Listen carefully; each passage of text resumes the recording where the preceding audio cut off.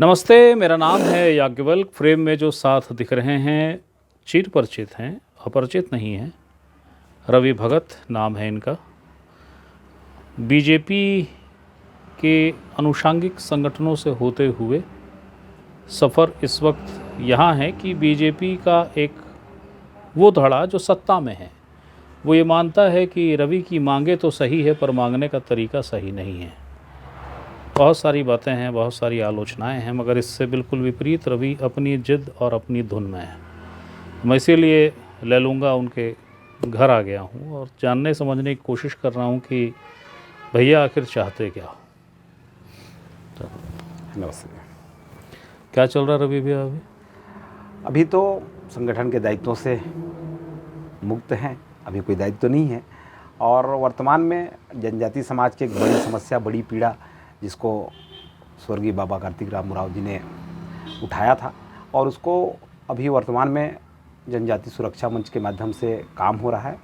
Delisting का एक बड़ा आंदोलन, आप भी इसके विषय में परिचित होंगे। अभी आने वाले समय में दिल्ली में एक बड़ा आंदोलन होना है। उस आंदोलन में लैलूंगा से पदयात्रा करते हुए दिल्ली तक जाने के लिए उसकी तैयारी में हूँ। तो इसलिए थोड़ा शरीर ठीक करना और क्षेत्रीय राजनीति की गतिविधियाँ, जो जनता की समस्या होती है, उन समस्याओं के लिए जो आवश्यकता पड़े वहाँ खड़े होना। और साथ साथ मैं खिलाड़ी रहा हूँ और इस क्षेत्र का नाम हो, इस क्षेत्र की पहचान हो, इसलिए इस क्षेत्र की बेटियों को आगे बढ़ाने का काम करता हूँ। इसलिए बालिका ऑल इंडिया क्रिकेट प्रतियोगिता 21 से 28 को मेरे गांव में होना है, उसकी तैयारी में लगा हूँ। तो ये पदयात्रा जो आप करेंगे लैलूंगा से दिल्ली, उसके लिए तैयारी किस तरीके से कर रहे हैं? रोज़ पैदल चल रहे हैं क्या? क्योंकि दिल्ली का सफ़र दूरी है, एक दिन में कम से कम 20 से 25-30 किलोमीटर का एक सफ़र करना पड़ेगा। तो सुबह उठता हूँ और पदयात्रा के जैसा, मतलब मॉर्निंग वॉक ऐसा करके शरीर को ठीक करने का प्रयास कर रहा हूँ। कितने किलोमीटर चल रहे हैं? अभी प्रतिदिन 12 से 15 किलोमीटर, और आके सुबह फिर थोड़ा व्यायाम, कसरत ऐसा करने का प्रयास कर रहा हूँ। क्योंकि पहले अच्छा शरीर था, खिलाड़ी थे, लंबे समय की राजनीति में थोड़ा सा खुद को उस मोमेंट पे लौटा पाने में बड़ा संघर्ष चल रहा है। मेरे अंदर ही खुद का संघर्ष चल रहा है। अच्छा रवि जी, डीलिस्टिंग का जो विषय है जी, ये तो संघ का ही विषय है, वनवासी कल्याण आश्रम का ही विषय है। लंबे अरसे से इस बारे में बात हो रही है। बीजेपी की तो सरकार है सेंट्रल में, ठीक है ना? उसके लिए इस मांग को या उस बात को जो बुनियाद में शामिल है उसको भी केंद्र सरकार यानी बीजेपी के नेतृत्व वाली, नरेंद्र मोदी, अमित शाह के नेतृत्व वाली सरकार के सामने लाने के लिए ये पदयात्रा, ये मार्च, ये आंदोलन क्यों करना पड़ रहा है? देखिए, डीलिस्टिंग किसी सरकार का विषय नहीं, ये समाज का विषय है।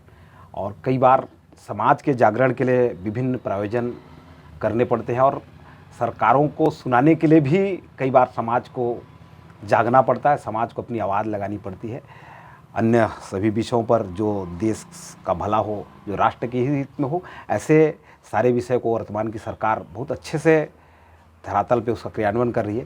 लेकिन कहीं लगता है कि ये विषय क्यों प्राथमिकता में नहीं है, या इसको प्राथमिकता क्यों नहीं दिया जा रहा है, इसको लेकर समाज भी थोड़ा चिंतित है। आप जो सवाल पूछते हैं, जब हम इस विषय को लेकर समाज के बीच में जाते हैं कि डबल इंजन की सरकार है, अपने विचारधारा की सरकार है और सरकारें भी चाहती है कि धर्मांतर रुकना चाहिए, उसके बाद भी क्यों नहीं आ रहा है, ये सामान्य आम जनमानस का प्रश्न है।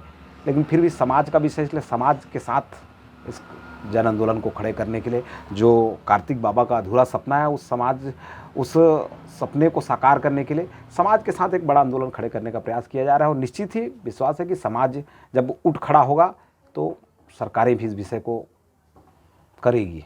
क्या ये माने कि ये जो पदयात्रा आप लोगों की शायद अप्रैल में दिल्ली में एक बड़ा आंदोलन होना है, उसी के आगे पीछे अभी बातचीत चल रही है कि कितने दिन पहले पहुंचना, कैसे, किस रूट से पहुंचना। और देश से मुझे लगता है और लोग भी अलग अलग अपने क्षेत्र से पदयात्रा करते हुए आएंगे, उसमें से मैं भी एक हो सकता हूं, या मेरी उस पर तैयारी है। तो ये माने कि अप्रैल में जब ये सभा, प्रदर्शन, ये सारी चीज़ें होंगी तो ये डबल इंजन की सरकार इसी कार्यकाल में ऐसा कुछ कर देगी, विधेयक ले आएगी? देखिए, कानून तो बनाना पड़ेगा और हम इस हद तक की लड़ाई को लड़ेंगे कि जो लोग धर्मांतरित हो गए हैं और जिन्होंने ईसाई धर्म को अपना लिया है, जो हमारी रीति संस्कृति को छोड़ चुके हैं, उनको उसके लाभ से जो संविधान के अनुसार मिलता है जनजाति समाज को, वो लाभ से उनको बाहर किया जाए। इसकी लड़ाई को हर स्तर पे लड़ेंगे।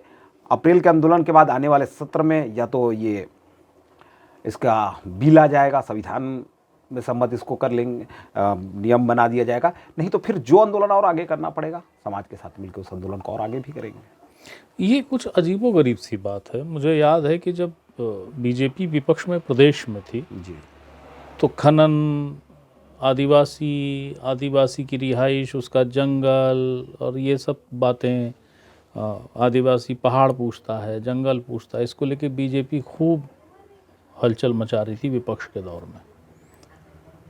अब जब बीजेपी की सरकार है प्रदेश में, तो मुझे लगता है कि कुछ बच जाए तो गनीमत है। तो ये दो तरह का रवैया क्यों होता है? कभी आप पार्टी के लोगों से बात करते हैं, पूछा है आपने? देखिए, मैं ये कहना चाहता हूँ, क्योंकि कई बार विषय आते हैं और हम भी जहाँ आवश्यकता होती है उन विषयों को बात करते हैं, लेकिन देश के हित में जो करना पड़े वो किया जाना चाहिए। अगर लगता है कि खनन करना देश के हित में है, उसके भी कुछ नियम दायरे होते होंगे। आप विस्थापन कर रहे हैं तो उनका पुनर्वास की पूरी चिंता होनी चाहिए।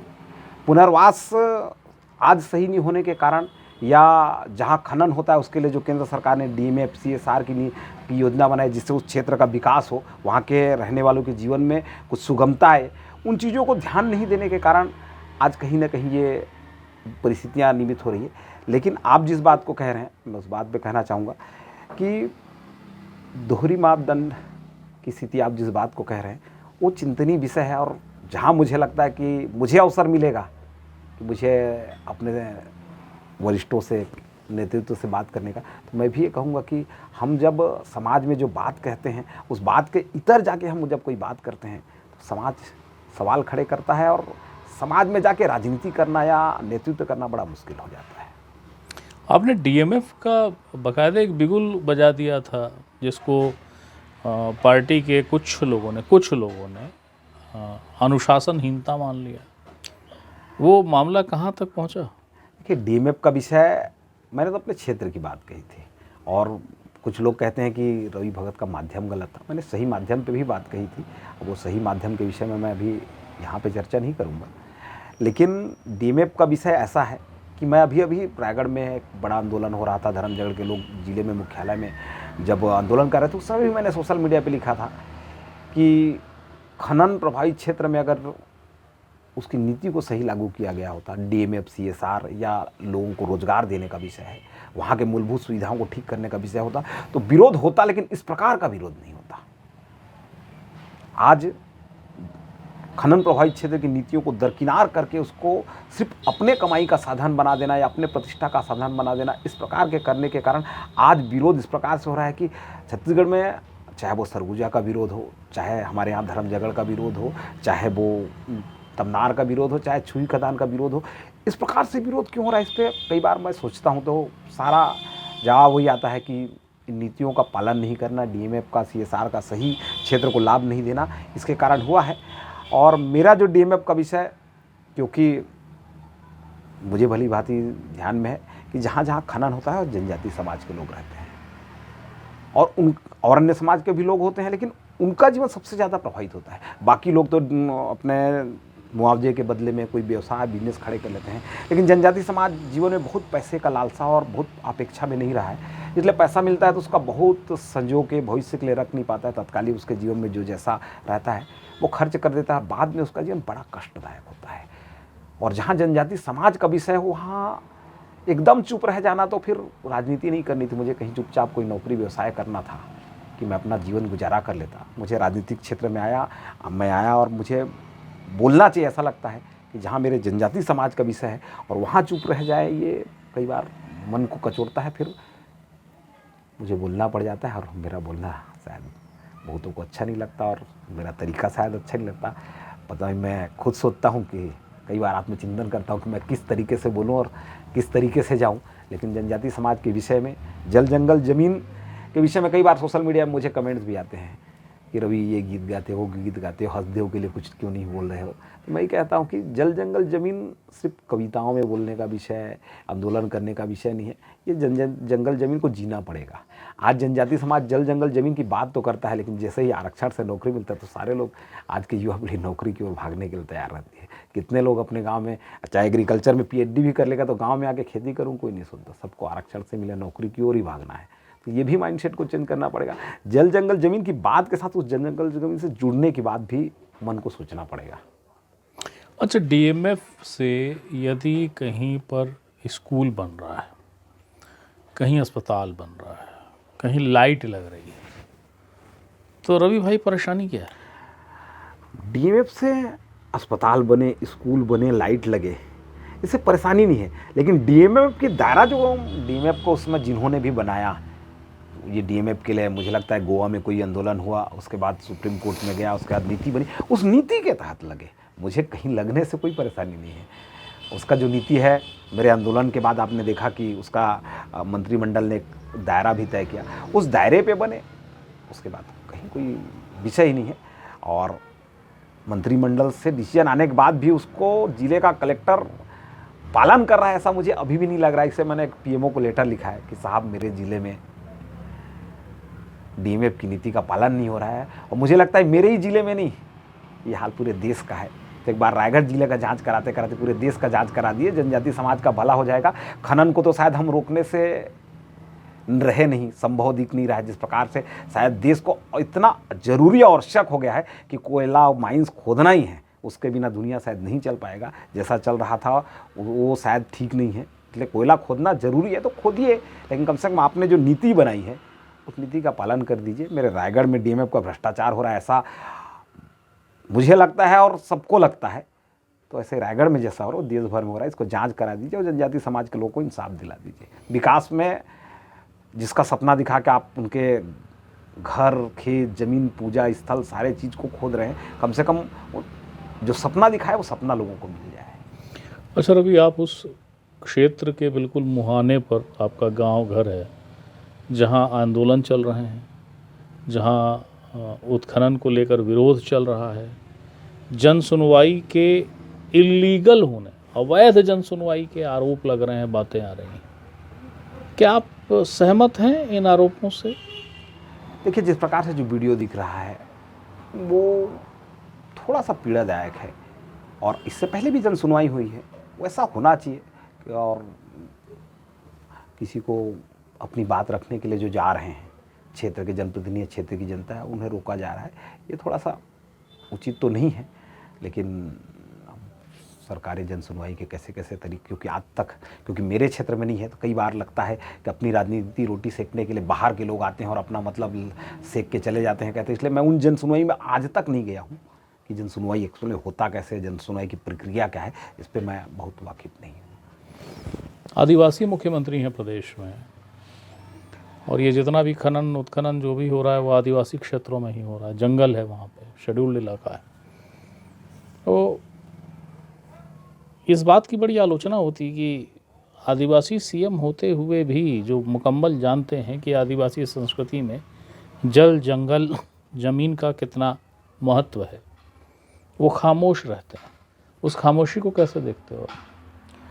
देखिए, मुझे लगता है कि वो, उनके विषय को मैं बहुत कुछ कह पाने में सहमत नहीं हूँ, लेकिन आप निश्चित जो कह रहे हैं कि जनजाति समाज, आदिवासी समाज का जीवन जल जंगल ज़मीन से जुड़ा हुआ है। जल जंगल ज़मीन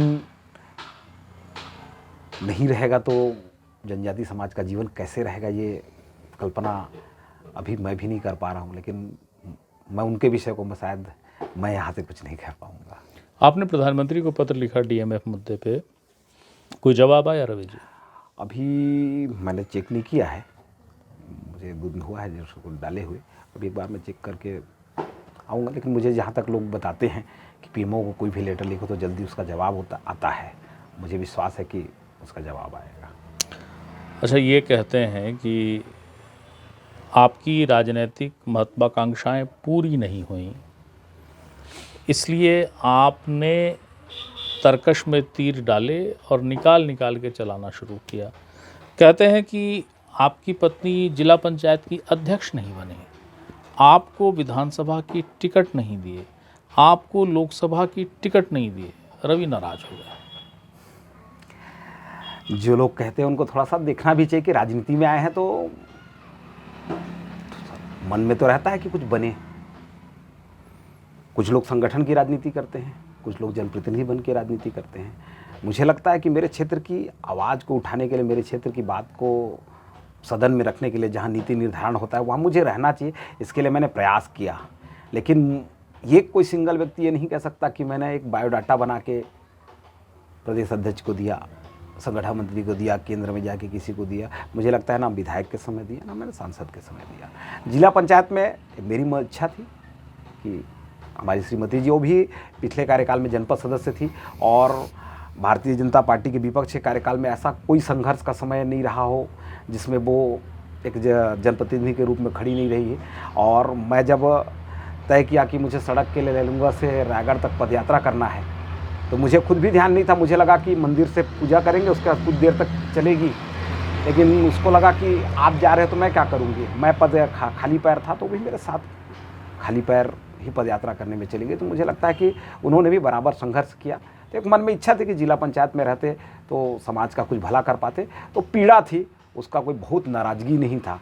और अगर नाराज़गी होता तो जिस दिन घोषणा हुआ उसी दिन उसका बहिष्कार करके हम निकल आ सकते थे।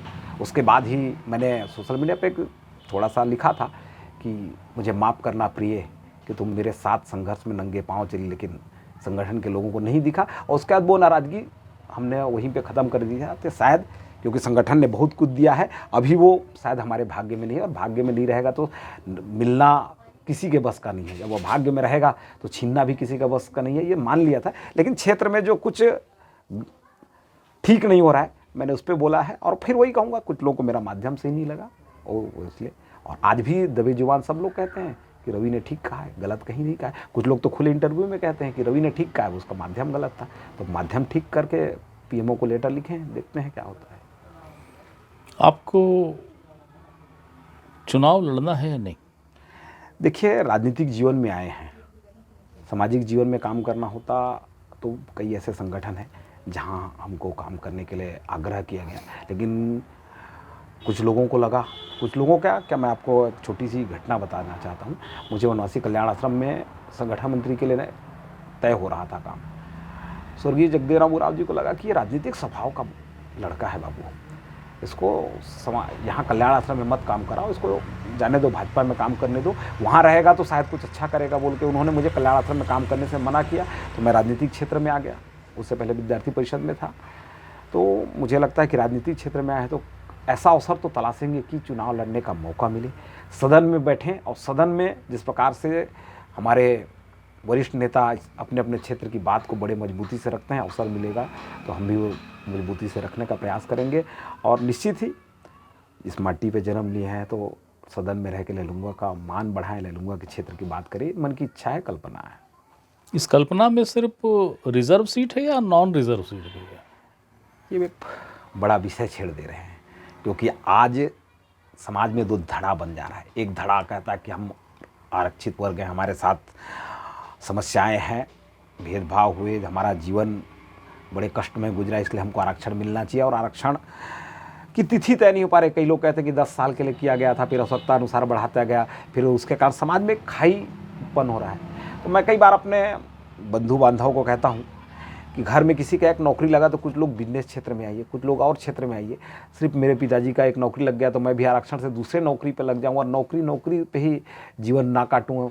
इससे बाहर निकल के जैसे अन्य समाज के लोग जिनको पता है कि हमको आरक्षण नहीं मिलता, वही अपने आप को खड़े करते हैं और एक मजबूत खड़े करते हैं और आरक्षित वर्ग से अच्छे स्तर पे खड़े करते हैं। वैसा आप भी बनने का प्रयास करिए। कई बार मन से मेरा कहना होता है तो जीवन में ये भी कल्पना रहेगी कि अगर अवसर मिले तो मैं आरक्षित वर्ग से आता हूँ, जनजाति समाज से आता हूँ, लेकिन ऐसे किसी जगह से भी लड़ने का मौका मिले जहाँ आरक्षण ना हो और सामान्य सीट हो, वहाँ भी अपने भाग्य को आजमाएंगे, वहाँ भी जाके लड़ेंगे और वहाँ की राजनीति भी करेंगे। क्योंकि मुझे लगता है कि नेतृत्व करने के लिए जब बिरसा मुंडा जी, शहीद वीर नारायण जी जब नेतृत्व किए तो उस समय किसी ने नहीं कहा कि वो जनजाति समाज के लिए लड़ रहे हैं। उसने उस समय कहा गया कि उस क्षेत्र के लिए लड़ रहे हैं, देश के लिए लड़ रहे हैं, मातृभूमि के लड़ रहे हैं। तो मैं उन महान वीरों के वंशज हूँ कहूँ, एक हिसाब से जनजातीय समाज से तो हम लोग गर्व से कहते हैं। तो संघर्ष जहाँ भी अवसर मिलेगा करेंगे, और चाहे जनजाति आरक्षित सीट हो चाहे सामान्य सीट हो। आखिरी सवाल है मेरा, राजनीतिक दल जब समय के अनुसार खासकर सत्ता हासिल करने के बाद अपने ही स्थापित किए आंदोलन, अपनी ही स्थापित किए बातों के खिलाफ जाते हैं, आप जैसा देवतुल्य कार्यकर्ता फिर उसको किस रूप में देखता है? देखिए, कई बार जब हम विपक्ष में रहते हैं तो उस समय तात्कालिक समाज के साथ जो मुद्दे रहते हैं उन मुद्दों से हमको जोड़ना पड़ता है, और उन मुद्दों के साथ जनता के साथ जुड़ के लड़ना भी पड़ता है। लेकिन सत्ता आने के बाद शायद परिस्थितियाँ बदलती होगी, उस समय डिसीजन लेना जो बैठता है, क्योंकि आज तक ऐसे किसी डिसीजन वाली भूमिका पे रहा नहीं हूँ, तो मैं ये नहीं कह सकता कि क्या परिस्थिति होती होगी। लेकिन जनता और कार्यकर्ता तो चाहता है कि हम संघर्ष इस विषय पर किए हैं, तो उन विषयों को लेकर सत्ता पे आने के बाद भी हमको कायम रहना चाहिए, उस पर लड़ना चाहिए। ऐसा तो मैं नहीं, आम जनता और हर एक कार्यकर्ता सोचता है। क्या ये बात संगठन के लोगों तक आप लोग पहुंचा नहीं पाते या वो सुनना नहीं चाहते? देखिए, ये सब बातें जहाँ स्तर तक जैसे जिसकी स्तर होते हैं वो वहाँ तक पहुँचाते हैं और सुनते भी हैं, और मुझे लगता है कि इसका विकल्प करने की भी चिंतन होती है। मैं ऐसा नहीं कहूँगा कि सुनना नहीं चाहते या सुनते नहीं हैं, सुनते हैं, और सारे विकल्पों पे मुझे लगता है कि मैं जिस विचारधारा के विभिन्न संगठनों में काम किया हूँ वहाँ अपनी बात रखने की आज़ादी है, और उस पर पूरा चिंतन मंथन और विचार विमर्श किया जाता है। अगर आपको बात रखने की इतनी आज़ादी है तो रायगढ़ में वित्त मंत्री हैं आपके, बात रख लेते हैं, बात सुनते हैं। देखिए, जब से सरकार आई है तब से ऐसा उनके साथ मेरा बैठने का अवसर नहीं, हो सकता है वो मेरी कमी है, मैं ये नहीं कहूँगा कि उन्होंने समय नहीं दिया। मैंने भी बहुत अप्रोच नहीं किया कि उनके साथ बैठें, कुछ बात करें, हो सकता है वो मेरी कमी हो। आपके संघर्ष का जज्बा बरकरार रहे, बात किए, थैंक यू, धन्यवाद। ये थे रवि भगत जो बता रहे थे कि इन दिनों वो काहे में व्यस्त हैं, और ये भी कि आने वाले दिनों में वो करना क्या चाह रहे हैं और करेंगे क्या। जो बातें उन्होंने कही है वो इतनी स्पष्ट हैं, इतनी साफ हैं कि अलग से उसका उपसंहार करने की आवश्यकता नहीं है। जिन्हें लगता है कि क्या कुछ और ख़ास कह गए तो उन्हें इस इंटरव्यू को दोबारा देखना और सुनना चाहिए। फिर किसी नई शख्सियत के साथ मैं फिर हाजिर होऊंगा, तब तक के लिए प्रणाम।